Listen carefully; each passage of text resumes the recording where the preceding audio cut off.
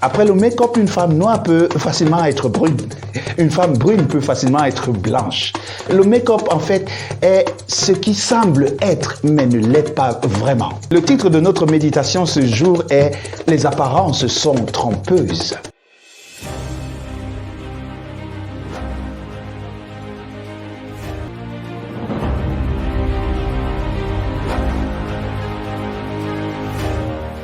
Bienvenue une fois de plus alors que nous élaborons sur le sujet de ce jour qui a pour thème, je l'ai dit, les apparences sont trompeuses. C'était un homme aimé de la société, il était aimé dans son église, il était considéré comme un homme posé, calme, affable et aimant.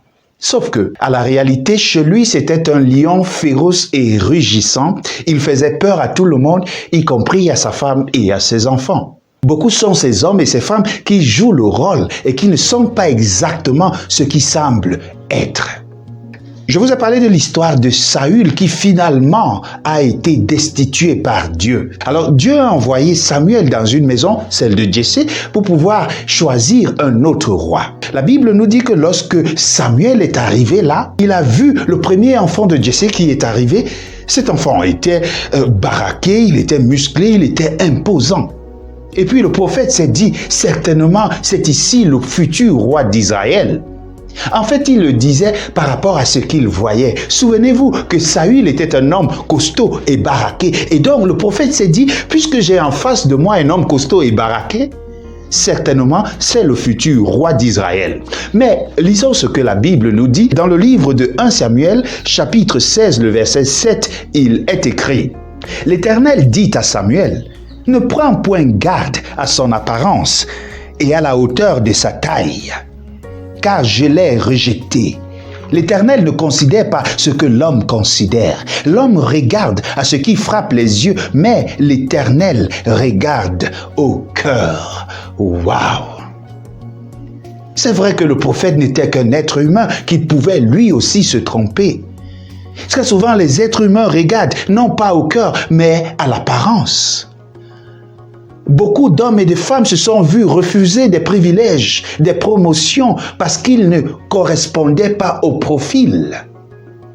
Beaucoup de femmes ont raté le mariage parce qu'elles ne correspondaient pas au profil du make-up, du maquillage, aux standards de ce monde.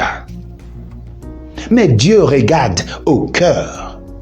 Il est vrai que Eliab était un homme costaud, il est vrai qu'il était un homme imposant, mais dans son cœur ne résidait pas l'amour et donc il n'était pas qualifié pour le poste.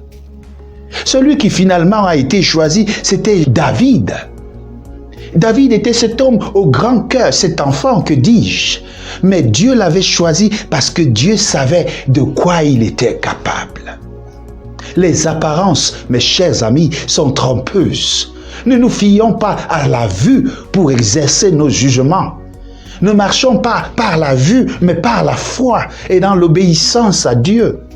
Si nous avons à choisir des leaders aujourd'hui dans nos vies, nous devons nous appesantir non pas à l'apparence extérieure, mais à celle intérieure. Combien de politiciens ont porté des masques et ont été élus pour le malheur des peuples?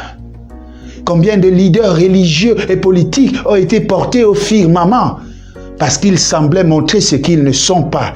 Et après, ils ont dû le montrer pour le malheur du peuple. Mes frères, évitons de marcher par la vue. Évitons de juger les gens par ce qu'ils semblent être. Entrons dans la présence du Saint-Esprit afin qu'il puisse nous guider dans le choix de ceux qui devront conduire la nation, de ceux qui devront conduire la cité, de ceux qui devront conduire nos églises, de ceux qui devront conduire la destinée de nos familles. Parce que seul le choix établi par Dieu dure à long terme. Le prophète a dû se résoudre à choisir et à consacrer et à bénir ce que Dieu avait choisi au préalable. Quoi qu'il en soit, mes frères, dans nos vies, évitons de choisir suite aux apparences, à ce que nous voyons, mais choisissons par rapport à ce que Dieu nous donne comme instruction. Prions. Notre Dieu, notre Père, Longtemps, nous avons opéré les choix par nos propres volontés et pour notre malheur. Aujourd'hui, nous avons appris, ô Dieu, et nous voulons te mettre au centre de nos décisions. Fais-le et que ton nom soit glorifié dans nos vies. Au nom de Jésus-Christ. Amen. Que le Seigneur vous bénisse alors que tous les jours, vous allez opérer des décisions et des choix en collaboration avec Dieu. Shalom.